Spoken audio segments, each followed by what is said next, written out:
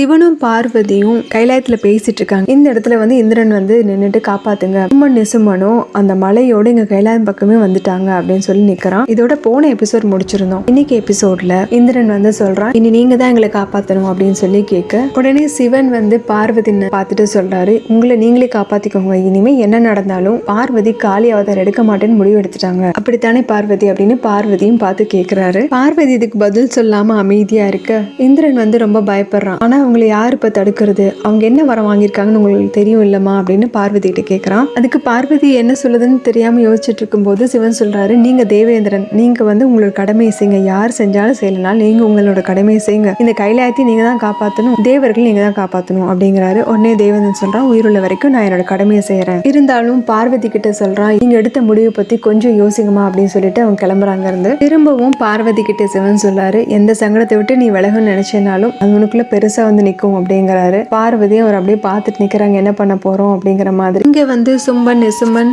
தாரகாசுரன் இவங்க எல்லாருமே இமயமலைக்கு ரொம்ப பக்கமா வந்துட்டாங்க. இப்ப சிவன் கிட்ட பார்வதி சொல்றாங்க, நான் வந்து தாருகாக்கு வரம் கொடுத்து தப்பு செஞ்சுட்டேன்னு நீங்க நினைக்கிறீங்களா அப்படின்னு பார்வதி சிவன் கிட்ட கேட்க, சிவன் சொல்றாரு, இல்ல அப்படி எதுவும் நினைக்கல, ஆனா எந்த ஒரு செயலும் தானா முடிவுக்கு வராது, அதுக்கப்புறம் நிறைய செயல்கள் நடந்ததுக்கு அப்புறம் தான் அதுக்கு ஒரு முடிவே கிடைக்கும். ரக்தபீஷனுக்கு ஒரு முறை வரம் கொடுத்தேன் இல்லையா, அது அந்த செயலை வந்து நான் துவக்கி வச்சேன், ஆனா மகாகாளி அவனை வதம் பண்ணப்போ நீ அந்த செயலை முடிச்சு வச்ச, ஒருவேளை நீ இப்ப செய்யற செயல்கள் உனக்கு ஏதாவது ஒரு பாடத்தை உனக்கு கத்து கொடுக்கலாம், ஏன் இந்த உலகத்துக்கே கூட இந்த நிகழ்வு ஒரு பாடமா கூட இருக்கலாம். எந்த ஒரு விஷயமா இருந்தாலும் சங்கடம் வந்துச்சுன்னா அதை விட்டு விலகி போகவே கூடாது, அதை எதிர்கொண்டே ஆகணும். அந்த வகையில பார்த்தா சும்மன் நிசும்மன் வந்துட்டாங்கன்னா நீ வந்து அவங்களை எதிர்க்க முடியுமா, நீ அதுக்கு தயாரா இருக்கியா அப்படின்னு கேட்கிறாரு. அதுக்கு பார்வதி, அவங்களை எதிர்க்கிறதுக்கு எது வேணாலும் செய்ய தயாரா இருக்கேன், அசம்பாவிதம் எதுவும் நடக்காம பாத்துக்கவும் தயாரா இருக்கேன், ஆனா அதுக்காக எந்த காரணத்தை கொண்டு காலியா மாற மாட்டேன் அப்படிங்கிறாங்க. இவங்க ரொம்ப உறுதியா இருக்காங்க அப்படிங்கறது சிவன் புரிஞ்சுக்கிறாரு. இங்க வந்து அந்த வனத்தை கைலாயத்து பக்கத்துல கொண்டு வந்து நிறுத்திட்டாங்க. இப்போ தேவேந்திரன் மற்ற தேவர்களா இருக்காங்க இல்லையா,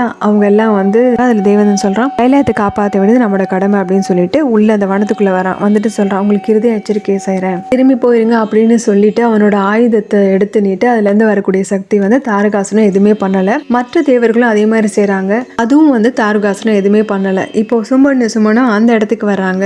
அவ ஏதோ சக்தி மாதிரி கையில இருந்து கொடுக்க அந்த சக்தினால இலைகள்லாம் வச்சு அவங்க எல்லாரும் சேர்த்து கட்டிடுறான். கையில இருக்க ஆயுதங்களும் கீழே விழுந்துருது. அதுக்கு தாரகா சொல்றா தாரகாசுரன் கிட்ட, நீங்க செய்யறது சரியில்லை, எந்த தேவி வந்து நமக்கு இந்த இதுல இந்த தோல்வியுமே கிடைக்காதுன்னு சொல்லி வரம் கொடுத்தாங்களோ அவங்களுக்கு எதிராகவே நம்ம செஞ்சுட்டு இருக்க சரியில்லை அப்படிங்கிறா. அதுக்கு தாரகாசுரன், அமைதியாயிரு, நாங்க எவ்வளவு அழகா பிளான் பண்ணியிருக்கோம் பாத்தியா, ஆண்கள்லாம் சேர்ந்து பெண்கள்லாம் வரையறுக்குள்ளதான் இருக்கணும் அப்படிங்கிறான். சும்மா சொல்றான், இந்த தேவர் நம்ம கட்டுல இருந்து வெளியே வர முடியாது, ஆனா கைலாய தேவதையை நம்ம கட்டுக்குள்ள கொண்டு வரதுக்கூடிய நேரம் வந்துருச்சு அப்படின்னு சொல்ல இங்க திரும்ப கைலாயத்தை காமிக்கிறாங்க. பார்வதி சொல்றாங்க, தாரகா கிட்ட போய் நான் பேசுறேன், அவகிட்ட வந்து உனக்கு நான் கொடுத்த வரத்தை தவற பயன்படுத்துறாங்கன்னு நான் சொல்றேன், அப்போ இந்த பிரச்சனைக்கெல்லாம் ஒரு தீர்வு கிடைக்கும் அப்படின்னு ஒரு நம்பிக்கையோட சொல்றாங்க. அதுக்கு சிவன் சொல்றாரு, நீ தாரகா கிட்ட பேசணும்னா கூட அந்த வனத்துக்குள்ள போய்தான் ஆகணும், உன்னோட இதுபடி கணவன் மனைவிக்குரிய பந்தத்தை அடிப்படையா வச்சுதான் இந்த பிரச்சனை இப்போ உருவெடுத்திருக்கு, உனக்கு விருப்பம்னா உன்னோட கணவனான நானும் கூட வர முடியும் அப்படிங்கிறாரு. அதுக்கு பார்வதி, வேண்டாம், நான் தனியாவே போயிட்டு வரேன், ஆனா சும்மனும் நிசும்மனும் அந்த வனத்துல இருக்காங்கன்னு தெரிஞ்சும் கூட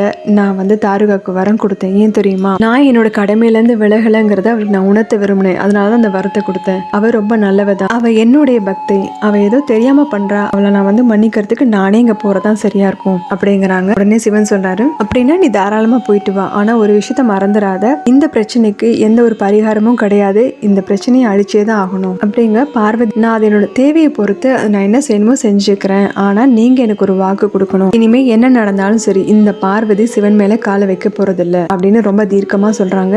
இதுக்கு நம்ம வேற ஏதாவது செஞ்சாகணும் போல இருக்கு அப்படிங்கிற மாதிரி அவரை யோசிச்சுட்டே தலையாட்ட இவங்க அங்கிருந்து கிளம்புறாங்க. இதோட இந்த எபிசோட் முடியுது. அடுத்த எபிசோட்ல பார்க்கலாம். நம்ம சேனலை சப்ஸ்கிரைப் பண்ணுங்க, லைக் பண்ணுங்க, ஷேர் பண்ணுங்க, பெல் பட்டனையும் பிரஸ் பண்ணுங்க. தேங்க்யூ.